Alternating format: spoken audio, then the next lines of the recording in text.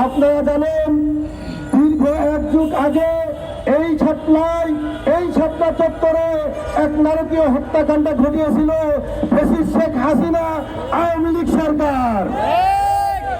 প্রিয় তাওহীদি জনতা, আমরা আজও এক যুগ পেরিয়ে গেল, আমরা আজও পর্যন্ত সেই হত্যাকাণ্ডের বিচার পাইনি। ওই বিচার তো পাইনি, বরঞ্চ তাদেরকে শাহাদাত করা হয়েছিল সেই সমস্ত পরিবার পালিয়ে বেরিয়েছে।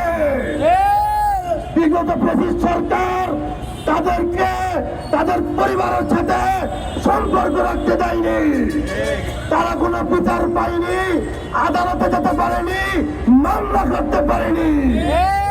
প্রিয় তাওহীদি জনতা, এই ছাত্র চত্বরের পিচ ঢালায় তাদের রক্ত শুকিয়ে গেল, আমাদের হৃদয় থেকে তাদের রক্ত হরণ শুকিয়ে যায়নি।